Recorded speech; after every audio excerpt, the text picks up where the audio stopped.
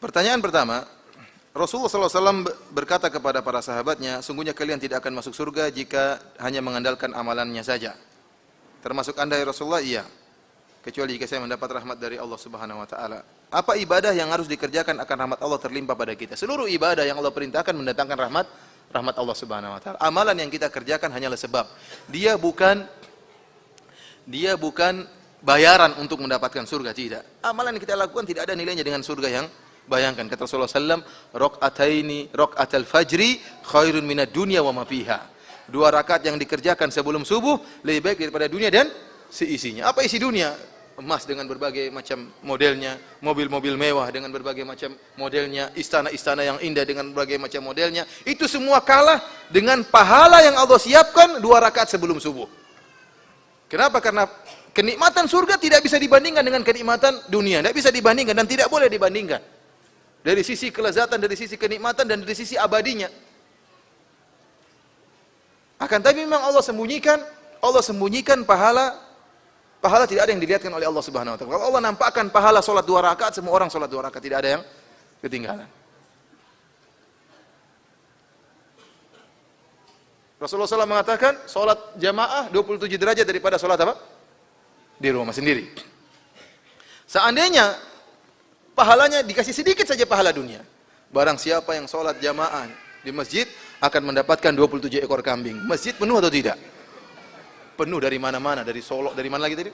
Dari Pekanbaru semua datang. Siapa yang sholat di masjid Ikhwanus Sofa dapat 27 ekor kambing. Oh, dari Jakarta pun datang. Masjid penuh dengan kambing. Padahal pahala yang disiapkan untuk sholat jamaah, kambing itu nggak ada apa-apanya. 2 rakaat sebelum subuh pahalanya lebih baik daripada dunia dan seisinya. Oleh karenanya amalan kita ini bukan bayaran, nggak ada nilainya dengan apa? Surga nggak ada nilainya. Sekedar sebab untuk mendatangkan rahmat Allah. Sungguhnya kita masuk surga dengan rahmat Allah, tetapi harus beramal, karena amal itulah yang mendatangkan rahmat Allah Subhanahu wa taala. Dan semakin banyak amalan, semakin banyak rahmat Allah yang akan meliputi kita, dan semakin akan tinggi surga yang akan kita raih. Tolong Pak Ustadz jelaskan bagaimana cara merapatkan saf dan meluruskan saf ketika salat berjamaah. Rasulullah SAW dalam hadis menyebutkan sawu sufufakum. Saya pernah ditanya kemarin pas di Masjid Nabawi, kan perempuan yang tanya lewat SMS. Kita jelaskan bahwasanya para sahabat tatkala mereka sholat, mereka tidak mengatakan usolli, langsung apa? Sholat. Mereka tahu. Akhirnya sahabatnya mengatakan, Ustaz, saya dengar di Masjid Nabawi kalau sebelum sholat usolli. Padahal imamnya bilang sawu, bukan usolli. Sawu sufakum istawu, luruskan saf kalian. Fa'tadilu, luruskan. Sudul khalal, tutuplah kerenggangan-kerenggangan sela-sela, ya, dirapatkan. Al-ka'ab bil ka'ab, al-mankib bil mankib, ya. Bahwasanya mata kaki dengan mata kaki, bahu dengan bahu. Ini di antara anjuran-anjuran Nabi tatkala sebelum melaksanakan sholat. Istawu, ya, luruskan dan rapatkan. Jadi merapatkan saf yaitu dengan mata kaki dengan mata kaki atau dengan tumit, ya, bukan dari depan untuk karena Rasulullah mengatakan al-ka'abil ka'ab, mata kaki dengan mata kaki. Jadi mata kaki harus apa? Sejajar. Dan bukan maksudnya mata kakinya nempel dengan mata kaki, tidak harus nempel. Ya, sampai ada orang maksa kakinya enggak lurus jadi bengkok begini. Enggak mesti nempel. Maksudnya oleh karena Rasulullah mengatakan ar-rukbah bir-rukbah, lutut dengan lutut. Bukan berarti lututnya suruh nempel, gimana salatnya? Tapi lutut sejajar dengan lutut tetangganya. Maksudnya demikian. Kakinya nempel, ya, mata kaki dengan mata kaki sejajar, bahu dengan bahu sejajar. Ini cara merapatkan saf dan berdiri yang wajar, ya. Berdiri yang wajar. Jangan juga dia terlalu merepetkan kakinya sehingga orangnya mau nempel juga susah. Dia berdiri yang wajar, akan nempel, akan rata. Sebagian ulama seperti Syekh Muhammad bin Shalih Al-Utsaimin mengatakan, rapat ini cuma di awal salat. Setelah salat tidak harus nempel kakinya. Ini sekedar untuk merapikan apa? Saf. Setelah salat berjalan tidak harus nempel terus. Paham ini? Karena sebagian orang tidak mau disentuh kakinya. Jangan kita paksa terus, dia terus. Kalau kita di sini masih nggak sangar, tapi kalau di Pakistan sangar. Teman saya bilang sampai berkelahi seperti itu. Ada orang dia begini. Terus yang ngaji, yang salafin dekatin, dia minggir. Dekatin lagi, dia minggir sampai di ujung, masih minggir lagi dipukul. Tendang apa dipukul itu. Tapi dia sudah minggir-minggir masih dekatin terus. Ya sudah, dia nggak mau, kenapa kamu dekatin? Ya sudah. Intinya ikhwan, yang dijelaskan oleh Syekh Muhammad Shalih Al-Utsaimin rahimahullah bahwasanya perintah untuk merapatkan saf itu di awal apa?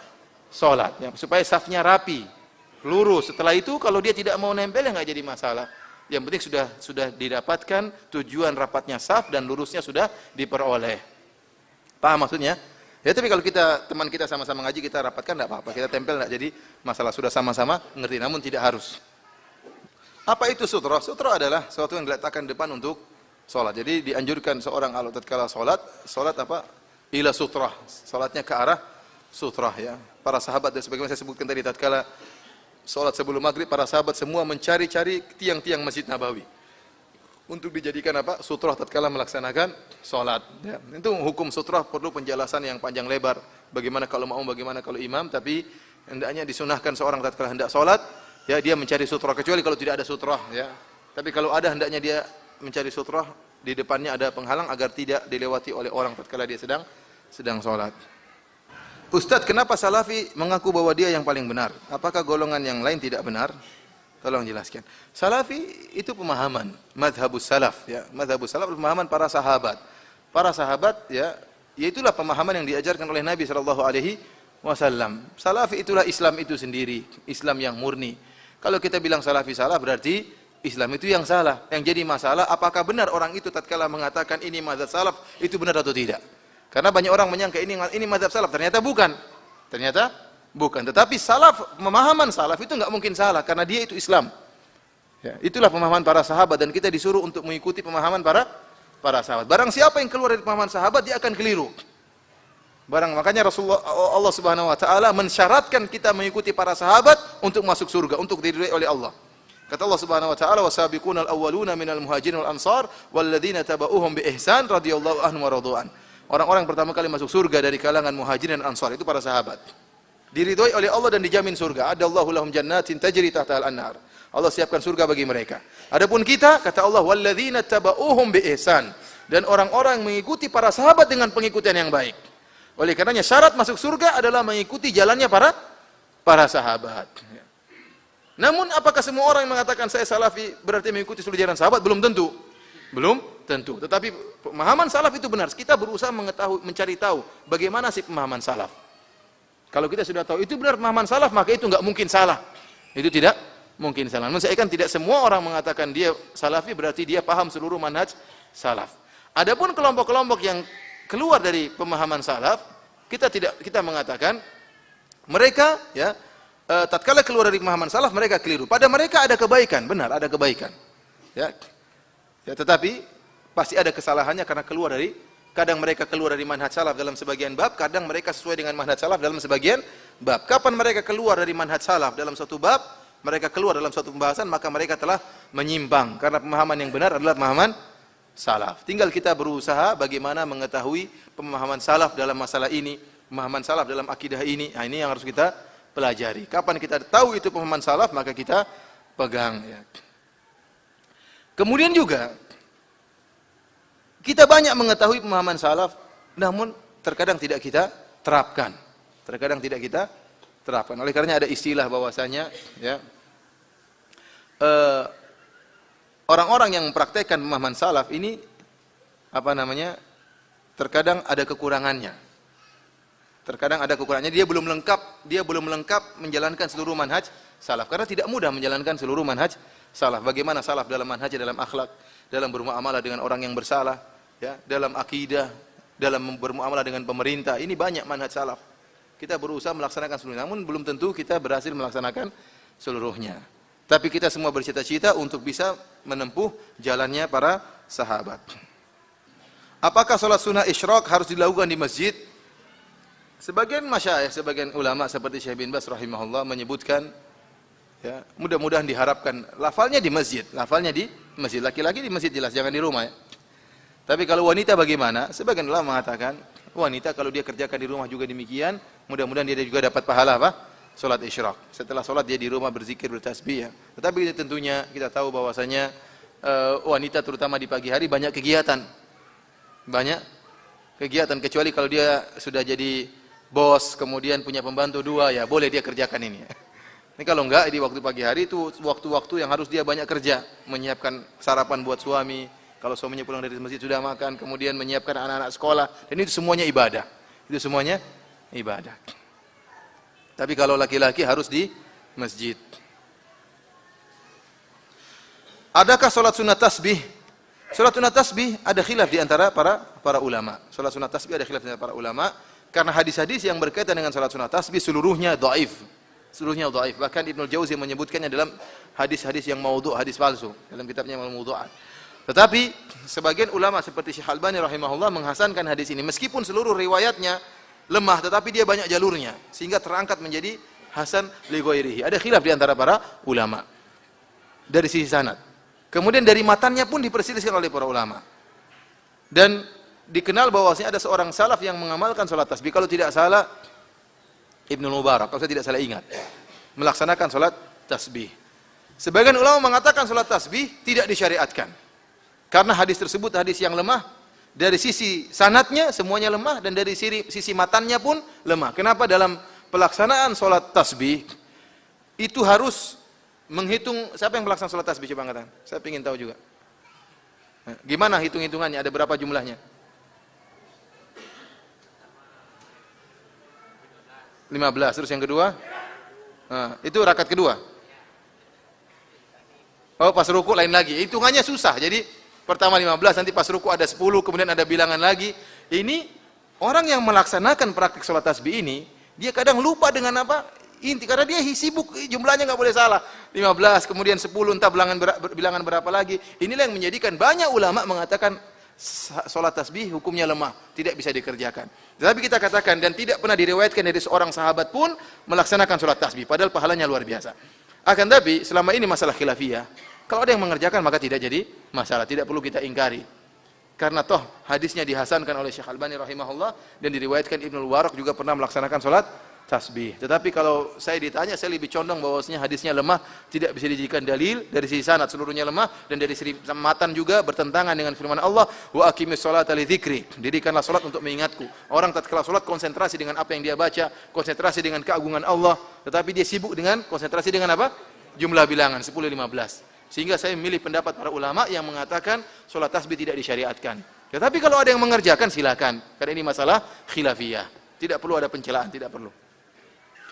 Mau tanya Ustaz, pada saat saya sedang sholat rawatib, tiba-tiba ada orang memberi isyarat dengan menepuk punggung. Tolong dijelaskan apa yang sikap saya. Ya sudah sholat rawatib. Siapa suruh tepuk-tepuk saya? Oleh karenanya, ya secara hukum boleh-boleh saja orang apa membuat jamaah, terutama bagi yang masbuk, bukan rawatib. Yang kita tahu orang itu masbuk, kita boleh apa menjadi makmum di sampingnya, boleh-boleh saja. Tapi saya tidak menganjurkan. Kenapa? Karena belum tentu dia ridho. Belum tentu dia mau jadi imam. Maksa-maksa kamu tepuk-tepuk dia, belum tentu mau. Kemudian terutama sholat yang jahriyah, sholat maghrib dan sholat isya. Mungkin bacaan dia kurang bagus, antum paksa dia untuk baca jadi imam. Oleh karenanya, ya, kalau mau bikin sholat jamaah baru, nggak jadi masalah. Dan ini diperbolehkan bagi orang yang punya udzur. Jangan sambung-sambung masbuk-masbuk di sentuh-sentuh, akhirnya bisa jadi repot. Sudah, kita bikin jamaah baru aja. Bikin jamaah baru, ada 2 orang sudah bikin jamaah baru, tidak perlu ganggu yang masbuk. Tapi kalau hukumnya boleh-boleh saja, hukumnya boleh-boleh saja. Tapi tadi khawatir dia tidak ridho, Ya kalau sekarang kita sholat rawatib ditepuk, repot juga kita gimana? Kita rawatib maghrib, dia maghrib, dia pingin sholat maghrib, repot juga. Nggak tahu apa yang harus kita lakukan ya. Karena kita diem, dia pinginnya kita ngomong. Saya nggak tahu gimana. Tapi pernah kejadian ikhwan. Ini terlalu banyak pertanyaan, kita tutup aja dengan cerita ini. Simpan aja buat besok. Ada kejadian, suatu saat saya sholat asar. Ini kejadian nyata di Jakarta. Kita sholat di musola mall. Saya masuk sholat asar bersama ada ipar saya, kita masuk, kemudian didirikanlah sholat, qomat, kemudian imamnya maju sholat. Imamnya sholat asar, dia bersuara keras, Bismillahirrahmanirrahim. Alhamdulillahirabbil alamin. Orang bingung semua kita di belakang. Ar-Rahmanirrahim. Mulai di belakang gelisah. Subhanallah. Dia diam sebentar. Maliki yaumiddin iyyaka na'budu wa iyyaka nasta'in. Ini kejadian nyata. Habis itu subhanallah.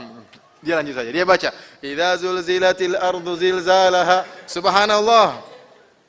Wa akhrajatil ardu astaghfirullah. Bukan subhanallah. Astagfirullah. Ini kejadian nyata ini. Akhirnya dia khawatir dia salah baca. Langsung dia, "Qul huwallahu samad lam yalid wa lam yulad." Sudah gelisah orang udah. Sudah gelisah, udah bingung semuanya. Akhirnya pas dia ruku, Allahu Akbar, alhamdulillah. Semua ruku kan enggak salah. Ruku, kemudian sujud, kemudian bangun lagi, Allahu Akbar. Kita tunggu lagi. Sadar enggak dia? Ternyata dia belum sadar. Dia masih Bismillahirrahmanirrahim. Oh, orang udah gelisah-gelisah semua. Akhirnya saya maju. Saya sentuh punggungnya, saya suruh mundur kata. Akhirnya dia mundur, saya jadi imam. Habis gelisah semua orang, bayangkan imam makmumnya banyak, dia bacanya kayak gitu. Akhirnya mundur dia. Setelah saya sholat selesai, orang datang semua. Terima kasih Ustaz, terima kasih. Kayak baru diselamatkan dari. Akhirnya setelah itu ipar saya itu ngobrol sama dia. Ternyata dia nggak tahu juga, dia mungkin baru ngaji atau baru sadar. Dia baru saja ya, alhamdulillah di nggak apa-apa ya. Dan kita juga nggak dimarah-marahin setelah itu. Ya. Cuma orang terima kasih sama saya, Ustaz terima kasih. Ustaz, bagaimana tanggapan dan nasihat Pak Ustaz tentang sekolah-sekolah Islam terpadu, khususnya di Makassar yang masih melaksanakan program pentas seni untuk siswa, di mana siswa-siswi dilatih untuk tampil menari, bernyanyi, drum band dengan alat musik di panggung saat acara pentas seni dengan dalih untuk peningkatan kreativitas anak ya. Saya jelas bahwasanya ini tidak benar ya, bahwasanya musik hukumnya haram, ini ijma ulama ya. Bahkan ulama Syafi'iyah paling keras tentang masalah musik. Oleh karenanya Ibnu Hajar Al-Haytami dalam kitabnya Az-Zawajir min Iqtirafil Kaba'ir memainkan alat musik termasuk dosa besar ya. Ya, dan ini sudah saya bahas dalam buku saya Ajaran Mazhab Syafi'i yang ditinggalkan. Oleh karenanya kalau kita ingin meningkatkan kreativitas anak pada hal-hal yang baik, bukan hal-hal yang buruk, sehingga menjadikan anak-anak cinta kepada musik ya, tenggelam dengan musik ya, sehingga akhirnya lalai untuk baca Al-Qur'an, lalai untuk hafal-hafal hadis, lalai untuk membaca sejarah Nabi dan sejarah para sahabat. Ya ikhwan, kalau orang sudah cinta musik, akhirnya itu yang dia hafal ya. Itu yang dia hafal, itu dia ingat-ingat ya. Saya aja dulu waktu di zaman jahiliyah ya, hafal mungkin tidak tahu berapa ratus lagu. Itu saja kadang-kadang kalau nadanya satu muncul bisa merojaah langsung. Bahayanya musik di situ. Quran kita ulang-ulang enggak muncul-muncul. Ulang-ulang enggak muncul-muncul. Bahayanya musik di situ ya. Sampai-sampai nasyid hukumnya boleh, para ulama mengatakan boleh, tapi kalau berlebihan bisa melalaikan, dilarang. Ya, karena orang kalau sudah senang bernasyid terlalu sering, dia susah untuk melantunkan Al-Qur'an. Kenapa? Dia lebih asyik melantunkan nasyid. Itu makanya dikatakan musik itu melalaikan. Musik itu melalaikan ya. Oleh karenanya kita kembangkan kreativitas anak, masih banyak kreativitas yang bisa kita kembangkan. Maka hal seperti ini kita jauhi. Wallahu a'lam bishawab.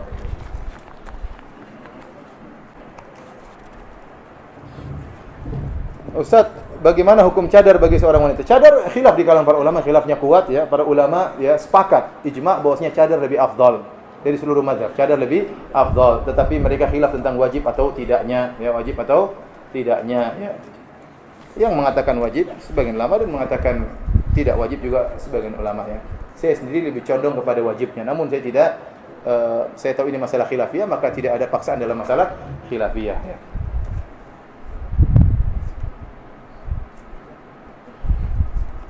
Bagaimana menyambung silaturahmi kepada orang tua kita yang meninggal atau kerabat yang telah meninggal? Tadi di antaranya kita sering mendoakannya. Di antara bentuk silaturahmi paling kuat adalah sering mendoakan ya. Karena menyambung silaturahmi dengan harta tidak setiap saat bisa kita lakukan. Ya. Kalau kita miskin gimana mau menyambung silaturahim? Caranya berdoa. Oleh karenanya Rasulullah SAW mengatakan idza mata ibnu Adam inqata anhu amaluhu illa min thalath. Kalau anak Adam meninggal terputus amalannya kecuali dari 3. Di antaranya waladun salihun yad'u lahu, anak soleh yang mendoakannya. Maka jangan lupa setiap salat doakan kedua orang tua. Setelah kita baca tasyahud ya. Allahumma inna a'udzubika min adzabi jahannam wa min adzabil qabri wa min fitnatil mahya wal mat wa min fitnatil masiihid dajjal. Rabbi ighfirli wa liwalidayya warhamhuma kama rabbayani shaghira. Kita baca setiap salat 5 waktu. Doa tatkala sujud, doakan kedua orang tua yang mungkin sekarang di alam barzakh ya.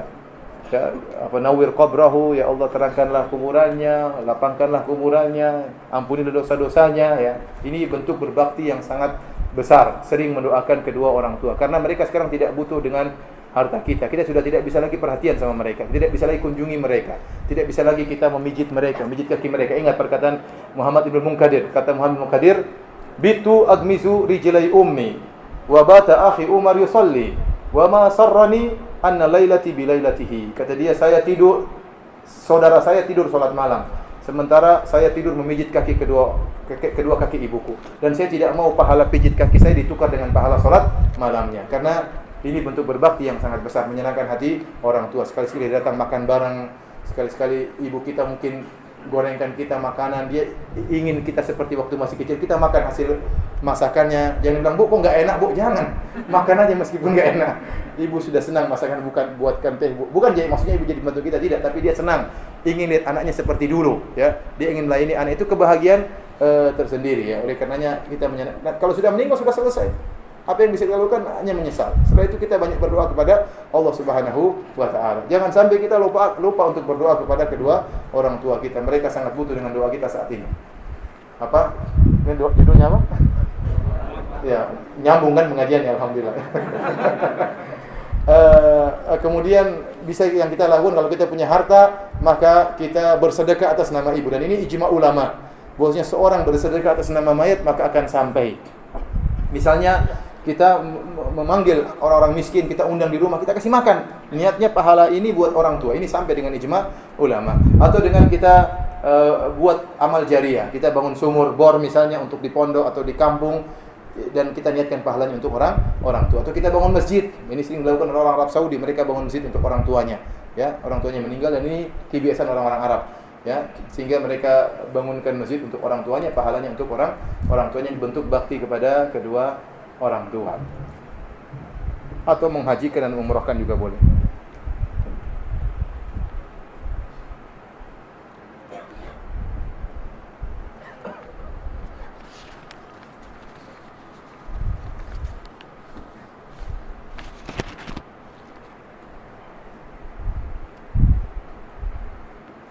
Kakak saya sering berbuat zalim kepada saya dan ibu saya, sering menipu kami. Saat ini saya tidak berbicara, tidak menyambung silaturahmi dengannya. Apa yang harus saya lakukan? Ini kakak kurang ajar sebenarnya. Tetap aja kita, ya, kalau bisa nasihati, ya. Enggak, saya nasihati, ya. Tetap kalau saya sih jangan putuskan. Tetap nasihati, tetap ramah, tetap berbuat baik, nasihat jalan terus, ya. Nasihat jalan terus. Tadi hadis yang tadi, ya, seorang mengeluh bahwasanya bagaimana dia sambung silaturahmi, ternyata kerabatnya malah memutuskan. Itulah ujian bahwasanya kita menyambung silaturahmi karena Allah, bukan karena berharap kebaikan dari dia, ya.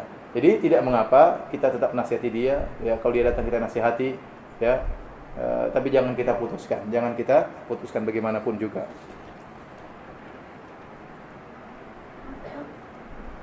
Bagaimana cara menentukan Ramadan yang sesuai sunnah di kerajaan Arab Saudi? Apakah menggunakan metode hisab atau ru'yah? Di Saudi menggunakan ru'yah, ya. Dan ini mazhab jumhur ulama, 4 mazhab. Bahkan sebagian ulama mengatakan ijma. Jadi yang jadi dalil bukanlah wujudul hilal, bukanlah adanya hilal, tapi ru'yatul hilal. Hilalnya terlihat atau tidak. Itu yang merupakan patokan. Oleh karenanya, ya, hisab itu ada di zaman Nabi sallallahu alaihi wasallam. Terlebih lagi tatkala Romawi masuk Islam, Persia masuk Islam, dan mereka adalah negara-negara yang memiliki peradaban yang maju. Namun para sahabat juga tidak menggunakan hisab, padahal mereka sudah tahu hisab sejak dahulu, ya. Tidak menggunakan hisab. Rasulullah SAW mengatakan, "Sumu li ru'yatihi wa aftiru li ru'yatihi." Berpuasalah karena melihat hilal, dan lebaran pula karena melihat hilal. Kemudian kata Rasulullah SAW, "Fa in ghubbiya 'alaikum fa akmilu iddata Sya'ban 30." Kalau ternyata hilal tertutup, maka sempurnakanlah Sya'ban 30 hari. Berarti bisa jadi hilal itu ada, namun tertutup. Dalam riwayat kata Nabi sallallahu alaihi wasallam, "Wa in hala bainakum wa bainahus sahab." Seandainya ada awan yang menghalangi antara kalian dengan hilal, berarti hilalnya sudah ada, tetapi tertutup awan sehingga tidak terlihat. Jalan keluarnya kata Nabi, "Fa'atmilu iddata Sya'ban 30." Maka sempurnakan bulan Sya'ban 30 hari. Dan kita punya kaidah dalam dalam kaidah fikih, al-aslu baqa'u makana ala makan. Asalnya tetapnya suatu pada tempatnya. asalnya kita dalam bulan Sya'ban. Dan kita tidak boleh berpindah kepada bulan Ramadan kecuali ada hal yang yakin yang membuat kita pindah kepada bulan Ramadan. Di antara yang meyakinkan kita bahwasanya kita sudah masuk bulan Ramadan, adanya terlihat hilal. Kita yakin hilal sudah kelihatan, berarti kita sudah meninggalkan bulan apa? Sya'ban. Nah, kalau hilalnya enggak kelihatan, berarti masih ragu. Maka tidak boleh kita meninggalkan yang yakin dengan sesuatu yang ragu. Kecuali kalau Sya'ban 30 hari, maka sudah selesai. Ya, berarti hari ke-31 adalah 1 Ramadan. Makanya Nabi melarang seorang berpuasa di hari yang meragukan. Kata Ammar bin Yasir radhiyallahu ta'ala anhu, "Man shama fil yaumil ladzi yushakku fihi faqad ashaba al-qasim." Barang siapa yang berpuasa di hari yang diragukan, maka dia telah bermaksiat kepada Nabi sallallahu alaihi wasallam. Nah, hilal itu penunjang namun bukan penentu. Kenapa saya katakan menunjang? Penunjang karena dengan hilal kita bisa tahu berapa derajat kira-kira hilal akan muncul di atas cakrawala. Antum saya rasa ngerti cara melihat hilal ya. Secara teori, taruhlah antum di pinggir pantai, ini cakrawala. Tempat matahari terbenam. Matahari terbenam ke arah barat atau ke arah timur? Ke arah barat. Ya. Nah, hilal itu muncul baru kelihatan setelah matahari terbenam. Hilal itu muncul terkadang 4 derajat di atas cakrawala. Kalau 4 derajat cakrawala, hilalnya biasanya sudah besar. Jadi bulan sabitnya sudah kelihatan warnanya. Sudah kelihatan besar dan dia lebih lama karena dia akan terbenam juga di arah barat. Jadi ada beberapa menit untuk dia segera terbenam dan ini cukup waktu untuk melihat kelihatan ya karena dia ada waktu untuk terbenam dan dia lebih besar. Makanya kalau hilal sudah 4 derajat di atas cakrawala maka dia sudah besar dan sangat mudah terlihat. Jadi masalah kalau hilalnya 1 derajat di atas cakrawala, matahari tenggelam, hilalnya 1 derajat. Ini sangat mustahil untuk dilihat. Kenapa? Dia sangat tipis. Jadi hilal semakin tinggi derajatnya semakin besar sampai jadi bulan purnama ya. Jadi semakin derajatnya semakin rendah, semakin tipis dan sangat langsung tenggelam. Karena dia 1 derajat di atas cakrawala, dia sangat tipis langsung tenggelam sehingga sulit untuk terlihat. Kenapa sulit untuk terlihat? Karena cahaya matahari masih ada. Matahari tenggelam, cahayanya masih merah, masih kuat. Dan cahaya sekian ini berarti salat subuh. Matahari di berapa derajat di bawah cakrawala berarti waktu fajar subuh. Matahari sekian derajat berarti duhur. Matahari berapa derajat berarti asar ya. Meskipun enggak usah lihat matahari kita sudah tahu berapa derajatnya. Beda dengan hilal. Hilal bukan ada atau tidaknya tapi terlihat atau tidak. Maka ini bedanya antara penentuan 1 Ramadan dengan penentuan salat 5 waktu. Wallahu a'lam bishawab. Sampai jam berapa kita? Enggak mungkin saya maghrib. Maghrib jam berapa? Jam 6 lewat 10. Oh, jam 6 kurang 2. Jam 6 kurang 2. Berarti kita selesai ya nanti insyaallah sebelum itu. Ya. Bagaimana kalau putusnya silaturahim disebabkan karena yang bersangkutan pada saat itu langsung menyatakan sendiri kalau mulai sekarang kita sudah tidak ada lagi hubungan, apakah dengan alasan pada saat itu dalam kondisi marah atau khilaf? Ya, kita tidak usah dengar dia mengatakan mulai sekarang saya tidak punya hubungan dengan engkau. Kita bilang enggak apa, tapi saya akan terus sambung ya. Ya.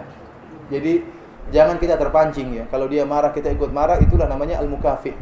Ya, Rasulullah ingin al-wasil. Al-wasil itu yang nyambung meskipun orang itu ya ngibahin kita, jelek-jelekin kita, suudzon. Karena terkadang begitu. Dalam kerabat terjadi hasad, ya. Hasad. Nanti ada yang kaya dan ada sebagian teman saya orang kaya lapor, "Ustaz, saya kaya. Kalau saya ke sini katanya sombong, angkuh. Kalau saya kasih hadiah kayaknya merendahkan katanya." Jadi serba salah. Kasih hadiah dibilang merendahkan, kemudian ini bilang sombong, ya dibilang cuek aja, yang penting ente datang baik-baik aja ya. Ya, karena terkadang hasad yang miskin hasad kepada yang kaya, ya, atau sebaliknya yang kaya sombong, ini juga menyebabkan banyak pemutus silaturahim. Oleh karena kalau ada orang hasad sama kita, suudzon sama kita, kita cuekin saja. Meskipun kerabat kita, justru kita tetap berbuat baik kepada mereka.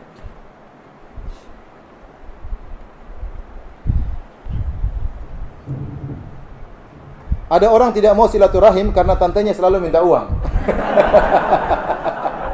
Ya, kalau ente punya uang kasih.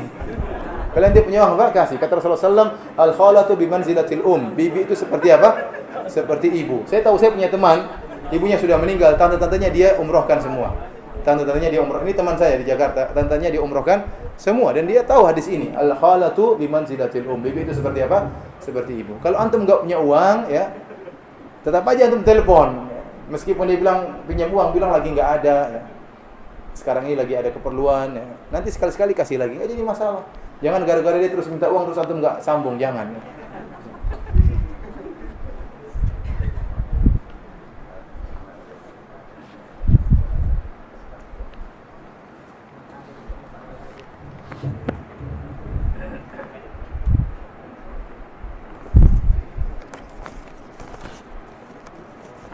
habis.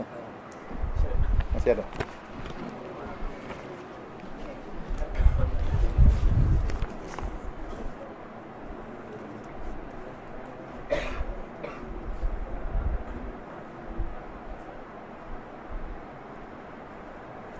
Bagaimana dengan ibu yang anaknya perempuan semua? Karena yang bertanggung jawab terhadap ibunya hanya anak laki-laki ke ibunya. Kalau sudah menikah semua. Tidak benar ya, seorang wanita ya, meskipun dia seorang wanita, dia tetap berbakti kepada kedua orang tuanya. Dan seorang suami tidak boleh melarang istrinya kalau hendak berbakti kepada kedua orang tuanya. Artinya apa?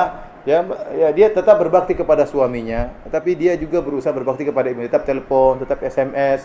Kalau ibunya lagi dalam kondisi perlu, maka dia berusaha membantunya, ya.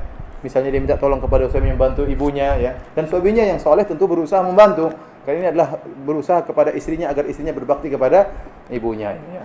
Jadi bukan berarti seorang wanita tatkala sudah menikah dia cuek sama ibunya. Enggak benar, enggak boleh seperti itu, ya. Tetap dia kontak sama ibunya, tetap dia bersilaturahim kepada ibunya. Karena yang wajib berbakti kepada orang tua bukan cuma anak laki-laki, anak perempuan juga wajib sesuai dengan kemampuannya.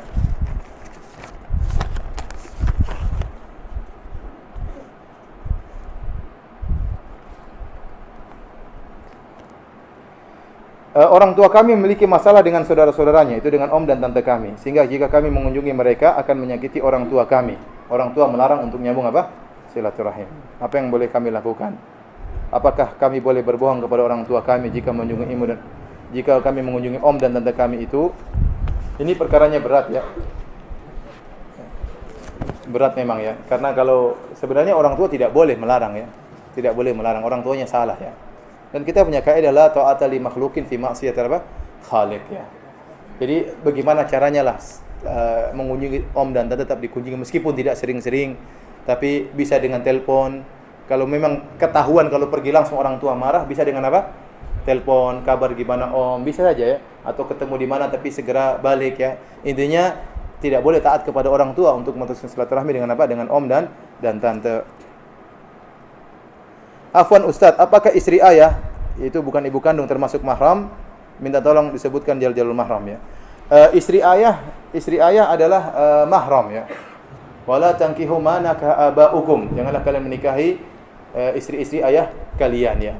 Meskipun sudah dicerai tetap sebagai apa? Mahram kita ya. Namun dia bukan rahim. Dia bukan apa? Rahim. Dia mahram kita. Kita berbuat baik kepada dia karena dia adalah kekasih ayah kita ya.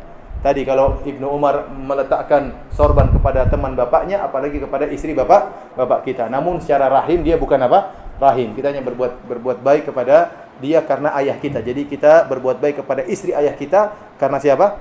Karena ayah kita ya, dari sisi ayah kita. Tapi kalau rahim antara kita dengan dia tidak, cuma dia adalah mahram kita.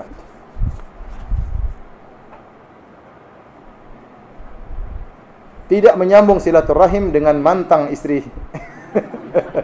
Ini saya baca seadanya ya.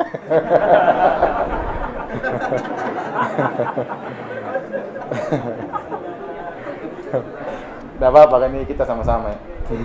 Hukumnya bagaimana ya? Kalau dengan mantan istri jangan disambung silaturahim. Kepada anak-anak kita, nah padahal mantan istri kita berbuat baik, tapi jangan kita dekat-dekat lagi. Dia bukan lagi mahram apa? Mahram kita. Dia sudah istri orang lain. Dia sudah seperti wanita lain saja, ya. Sudah selesai. Putus hubungan kekerabatan kalau sudah cerai dengan kita. Yang hubungan silaturahmi dengan kita adalah apa?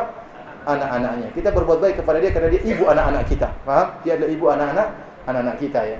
Ini kalau kita berbuat ya sebagaimana berbuat baik kepada orang lain, sebagaimana orang ini pernah berbuat baik kepada kita. Namun ini bukan silaturahim. Ini bukan silaturahim.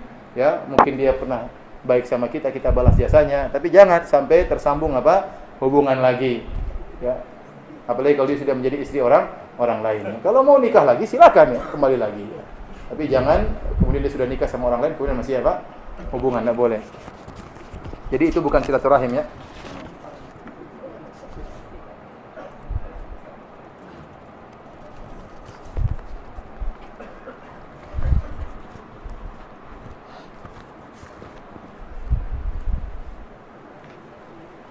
Niat awalnya untuk menjalin silaturahim, tapi setelah berkumpul malah kebanyakan ghibah. Bagaimana Ustaz menilai fenomena ini? Ini juga jangan sampai seperti itu ya. Jadi kalaupun kita kumpul silaturahim, kalaupun kita gibah, bukan gibah, jadi beda antara gibah dengan mencari solusi. Terkadang kita kumpul dengan kakak kita, dengan adik kita, kemudian kita bicarakan salah satu kerabat, bukan untuk menjelek-jelekan dia, tapi kita bagaimana kita menghadapi orang ini. Tentunya beda antara orang yang menceritakan kejelekan dalam rangka menjatuhkan dengan orang yang menceritakan kejelekan dalam rangka untuk mencari solusi. Allah Maha tahu tentang niat dia berbicara tentang keburukan orang tersebut. Misalnya, ibu ada masalah, kita adik kakak beradik kumpul bicarain ibu, boleh. Kita bukan menggibah ibu, kita sayang sama ibu, tapi kita cari solusi bagaimana menghadapi masalah ibu kita. Ini tidak jadi masalah. Tapi kalau kita kumpul-kumpul karena gibah ini, gibah dalam rangka jelek-jelekan saja, maka ini tidak boleh. Ya. Jadi maksud saya silaturahim adalah ibadah yang mulia, maka jangan terkontaminasi dengan hal yang haram. Maka perlu saling menasihati di antara kita. Ya. Dan jangan ragu untuk menegakkan syariat, bernahi mungkar, mengatakan kita kumpul, tapi jangan gibah ya, jangan ceritain ya, yang lain. Ya. Jangan bicarakan masalah itu, saling menasihati. Ustaz, bagaimana tanggapan kita sebagai anak jika kedua orang tua kita ingin bercerai? Kita berusaha untuk mendamaikan semampu kita. Kalau tidak mampu, maka kita tak berbuat baik kepada mereka berdua. Ya. Kita tetap berbuat baik kepada mereka berdua. Dua-duanya kita baiki. Meskipun mungkin yang salah menurut kita ayah kita, meskipun menurut kita yang salah ibu kita, tetap saja dua-duanya kita baiki. Karena wajib bagi kita untuk menyambung silaturahim kepada keduanya. Kalau suami menikah, apa perlu minta restu dari istri pertama? Ini pertanyaan yang sensitif ya.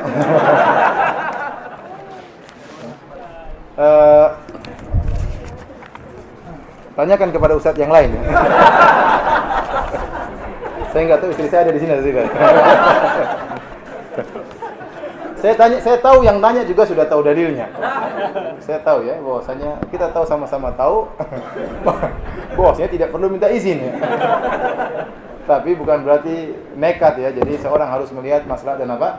Mudarat ya. Lihat maslahat dan mudarat. Kenapa saya sampaikan demikian? Karena banyak poligami itu adalah syariat yang mulia, syariat yang indah ya.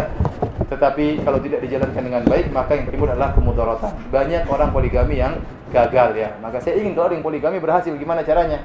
Ya. Sehingga tersebar, oh kalau orang poligami berhasil, tetap bahagia, tetap ini kan indah kalau seperti sehingga yang lain mudah poligami. Tapi kalau kasusnya ini masalah, ini masalah, ini masalah, ini masalah, berarti dia mental untuk poligami belum ada. Ya, mental untuk berpoligami belum ada. Maka seorang persiapkan diri kalau ingin berpoligami. Kalau enggak bisa, enggak mampu, maka tidak usah. Tidak usah. Syariat poligami itu indah, namun bagi orang yang mampu melakukannya. Ya. Paham?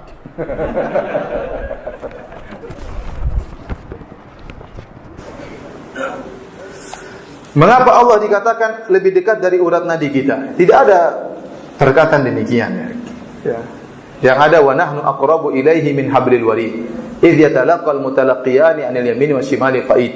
Kalau kita baca ayat tersebut secara lengkap, dan kami lebih dekat kepada dia daripada urat nadinya. Tatkala dua malaikat berada di tangan kanan dan kirinya. Jadi kata para ulama, nahnu di situ kami maksudnya malaikat.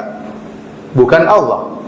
Ya. Karena sering Allah menggunakan kalimat nahnu maksudnya apa? Malaikat. Contohnya Allah berkata, ya, fa idza qara'nahu fattabi' qur'anah. Kalau kami bacakan maka ikutilah bacaannya. Maksudnya Jibril. Waktu Jibril mentalkin Nabi Muhammad SAW, Iqra' bismi rabbikal ladzi khalaq. Yang baca Allah apa Jibril? Jibril. Tapi Allah menggunakan kalimat apa? Kami. Kenapa? Karena malaikat adalah petugas-petugas dari Allah Subhanahu wa taala. Tentara-tentara Allah Subhanahu, junudu rabbi, tentara-tentara Allah. Jadi bukan maksudnya Allah lebih dekat daripada urat nadi. Ini salah paham tentang ayat tersebut. Kalaupun kita pahami Allah lebih dekat, maksudnya adalah ilmu Allah, bukan zatnya. Contohnya, saya bacakan dalam surat Al-Mujadalah ya.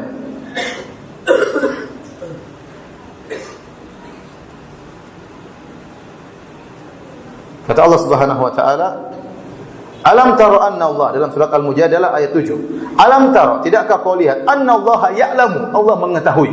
Allah buka dengan sifat ilmu, Allah tutup ayat ini dengan sifat ilmu. Contohnya, alam taro anna Allah ya'lamu ma fis samawati wa ma fil ard. Tidakkah kau lihat Allah mengetahui, mengilmui apa yang di langit dan di bumi. Ma yakunu min najwa thalathatin illa huwa rabi'um. Tidak ada tiga orang bisik-bisik kecuali Allah yang keempat. Maksudnya ilmu Allah, bukan zatnya. Kan Allah mengatakan, tidakkah kau tahu Allah Maha mengetahui. Wala khamsatin illa huwa sadisum. Tidak ada orang, 5 orang ngobrol bisik-bisik kecuali Allah yang keenam. Wala adna min dzalik wala aktsara illa huwa ma'ahum aina ma kanu. Tidak ada yang lebih sedikit atau lebih banyak kecuali Allah bersama mereka. Maksudnya ilmu Allah bersama mereka, bukan zat Allah. Summa yunabbi'uhum bima amilu yaumal qiyamah. Kemudian Allah akan mengabarkan kepada mereka tentang apa yang mereka lakukan pada hari kiamat kelak.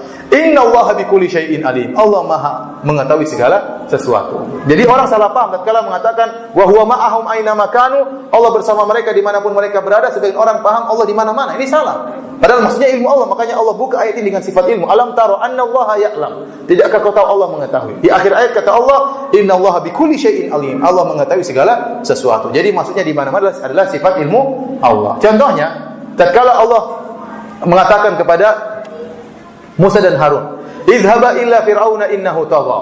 Faqula lahu qawlan layyinan la'allahu yatadhakkaru aw yakhsha. Qala rabbana innana nakhafu an yafruta alaina aw ayatgha. Kata Allah kepada Musa dan Harun, pergilah kalian berdua kepada Fir'aun. Ucapkanlah kata-kata yang lembut kepada Fir'aun, siapa tahu dia sadar, siapa tahu dia waras ya. Kemudian kata Musa dan Harun, innana nakhafu ayyafruta alaina aw ayatgha. Ya Allah, kami takut, saya Musa dan Harun takut. Jangan-jangan Musa melakukan zalim kepada, jangan-jangan Fir'aun mendolimi kami, melakukan hal yang mendolimi kami. Kata Allah, la takhafa. Dalam surah Taha, la takhafa, innani ma'akuma. Jangan kalian berdua takut, sungguhnya saya bersama kalian. Bukan zat Allah, kata Allah, asma'u wa ara. Saya dengar kalian dan saya lihat apa yang kalian lakukan. Jadi jangan khawatir. Bukan berarti Allah bersama Nabi Musa jalan menuju siapa? Fir'aun, tidak. Tapi Allah malah melihat dan Allah maha mendengar, Allah mengawasi maksudnya. Jadi yang sering bersama di mana-mana bukan zat Allah, tapi apa? Ilmu Allah. Karena kalau kita bilang Allah di mana-mana enggak masuk akal. Ada Allah di perut hewan, ada Allah di kamar mandi, ada Allah dalam masjid, ada Allah yang enggak benar.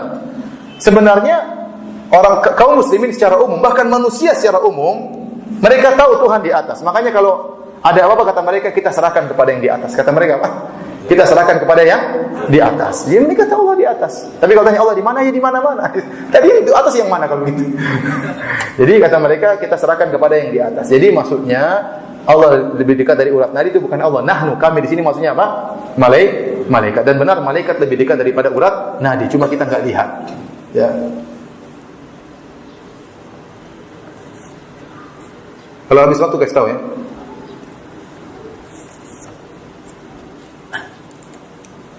Bagaimana hukumnya wanita bercadar ketika sholat di masjid dan tawaf? Apakah harus dilepas? Asalnya kita tidak boleh sholat, hukumnya makruh, sholat dengan menutup wajah. Tetapi kalau ada keperluan, maka makruh tadi karena hajat menjadi tidak makruh. Ya, contohnya tidak boleh sholat pakai masker. Tetapi kalau misalnya banyak debu, ya, atau banyak penyakit lagi bertebaran, maka tidak mengapa kita sholat pakai apa? Masker. Contohnya wanita, ya, sholat tidak pakai cadar. Tapi tatkala dia sholat di hadapan banyak lelaki yang bukan mahramnya, maka tidak mengapa dia sholat pakai cadar. Ini fatwa para ulama. Sebenarnya makruh, namun menjadi tidak makruh kalau ada keperluan. Contohnya sholat di antara tiang, ini makruh. Para sahabat dulu menghindar sholat baina sawari, di antara tiang. Tapi tatkala masjid sudah full, jadi enggak makruh lagi. Kenapa? Sudah pada ada keperluan, kebutuhan, sudah tidak makruh lagi. Ya. Paham? Ya. Tapi kalau wanita saja lepas. Kalau hanya wanita saja lepas apa? Cadar. Bagaimana cara berdoa dengan nama-nama Allah? Berdoa dengan nama-nama Allah yaitu dengan kata Allah, walillahil asmaul husna fad'uuhu biha. Allah memiliki nama-nama yang indah, maka berdoalah dengannya. Artinya kita menyebutkan sesuai dengan keinginan kita. Misalnya kita ingin minta rizki, kita bilang, ya Razzaq urzuqni, wahai Maha pemberi rizki, berilah rizki kepadaku. Kemudian kita mengatakan misalnya, ya Ghaffar, wahai Maha pengampun, ampunilah aku. Ya, misalnya ya Qawi, wahai yang Maha kuat, tolonglah aku, hancurkanlah musuh-musuhku misalnya. Jadi kita minta sesuai dengan nama-nama Allah ya. Ya Rahman irhamni, wahai pengasih, wahai penyayang, sayangilah diriku ini ya. Dan kita sebut seperti itu ya. Maka tidak nyambung tatkala kita mengatakan ya Qawi, yang Maha kuat, yang Maha perkasa, ampunilah aku. Enggak nyambung. Seperti itu. Ya Razzaq, wahai pemberi rezeki, ampunilah aku. Enggak nyambung seperti itu. Ya, paham? Ya Syadidul Iqab, wahai zat yang kuat, siksaannya keras, ampunilah aku. Misalnya, kayak kelihatannya enggak nyambung. Tapi kalau bilang ya Maha Pengampun, ampunilah aku, maka ini apa? Nyambung ya. Bukan kita mengatakan ya Latif, ya Latif, ya Latif, ya Latif, ya 1000 kali, enggak. Itu tidak pernah dicontohkan oleh Nabi SAW. Kita menyebut sebagai pengagungan, tapi tidak perlu sampai 1000 kali ya. Tapi kita merenungkan Allah ya Latif, Allah ya Rahman. Kita renungkan tentang makna-maknanya. Renungkan tentang apa? Makna-maknanya.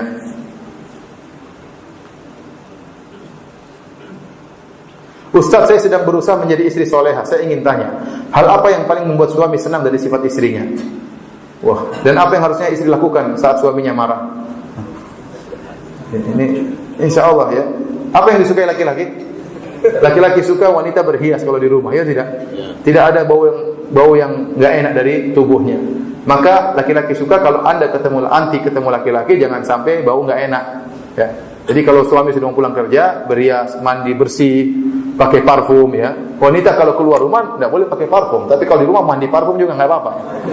Semua untuk suami, bersihkan tempat tidur, jangan sampai ada kecoak, jangan sampai ya. Jadi ini bagus. Kemudian apa? Mungkin fitness, jangan gemuk-gemuk ya. Ya seperti itulah artinya. Ini namanya laki-laki suka seperti itu. Kemudian laki-laki ini yang paling disukai kata orang. Laki-laki suka untuk dihormati. Perempuan suka untuk apa? Dipuji. Ini kaidah ya. Kaidah bahwasanya perempuan suka apa? Dipuji, laki-laki suka dihormati. Kapan seorang suami merasa tidak dihormati, dia jengkel. Ya. Oleh karenanya nurut itu sangat penting. Nurut. Kalau tidak setuju, boleh kasih masukan kepada suami. Anda pun membantah, angkat suara, membentak. Ini paling dibenci oleh laki-laki. Maka saya sering sampaikan, kalau ada suami kita lagi di luar kota, kita ingin kemana, kita sampaikan, Mas, saya ingin pengajian. Boleh enggak minta izin? Dia merasa dihormati. Oh silahkan. Ya. Tidak semuanya kita minta izin. Mas, saya ingin beli susu. Kamu beli aja, nggak usah minta izin. Tapi maksudnya perkara-perkara misalnya ingin ke rumah teman yang jarang-jarang kita lakukan, minta izin, suami senang. Dia merasa apa? Dihargai meskipun dia tidak sedang di rumah. Ya. Adapun wanita sukanya dipuji. Ya. Kamulah satu-satunya, kamu paling cantik, kamu paling indah, kamu paling ini, paling anu ya. Meskipun gombal dulu.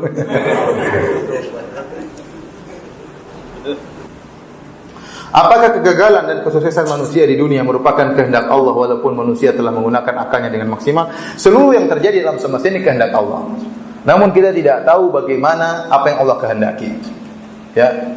Maksiat yang terjadi, kerusakan yang terjadi, semua tidak ada yang keluar dari kehendak Allah. Adanya iblis juga kehendak apa? Allah. Adanya setan juga kehendak Allah. Ya. Tapi tidak boleh seorang berdalil mengatakan, wah, saya ngapain saya berbuat baik kalau saya ditakdirkan masuk neraka jahanam. Kita bilang tidak boleh Anda berkata demikian. Kenapa? Karena Anda tidak tahu. Kalau Anda pernah naik ke Lauhil Mahfuz, Anda pernah tengok saya di neraka jahanam, tidak apa ente maksiat sekarang. Tapi kan Anda kan nggak tahu. Ya. Anda nggak tahu di neraka atau tidak. Ya. Makanya kenapa Anda harus memvonis diri Anda di neraka? Ya, Anda berjalan saja, jalani, berusaha. Yang jelas Allah kasih kita pilihan. Kita boleh milih atau tidak? Boleh. Anda mau makan atau enggak, Anda bisa milih. Makan apa yang Anda kesukai, Anda bisa apa? Milih. Kalau Anda terpaksa, tidak ada hukumnya. Ada orang terpaksa, diseret, digeret, suruh makan sesuatu, dipaksa untuk berzina misalnya, dipaksa untuk membuka auratnya. Ini di luar kemampuan dia. Dia tidak bakalan dapat apa-apa, tidak akan berdosa. Tapi banyak perkara yang kita milih. Dengar azan subuh, mau tidur lagi atau bangun, terserah kita. Ya. Mau sholat di masjid atau tidak, kita bisa milih. Mau cari kerja atau tidak, kita bisa milih. Ya. Jangan kita hanya mengatakan kalau Allah sudah takdirkan, tidak usah berusaha. Enggak boleh seperti itu. Sekarang kalau ente mau makan, ente ke warung atau tidak? Ke warung. Kalau enggak, coba ente duduk aja, enggak usah makan. Ya, enggak, kan enggak mungkin. Ya. Nanti kalau Allah takdirkan akan datang makanan. Gimana makanan? Kalau Allah takdirkan saya punya anak meskipun enggak usah nikah. Iya, gimana caranya? Emang ente Nabi Adam. Artinya seorang tidak tahu takdir dia seperti apa ya. Dan tidak ada yang tahu. Oleh karenanya kita menjalankan apa yang ada di hadapan kita, masalah takdir kita serahkan kepada Allah Subhanahu wa taala. Demikian saja para hadirin dan hadirat yang dirahmati Allah Subhanahu wa taala kajian kita. Kurang lebihnya saya mohon maaf.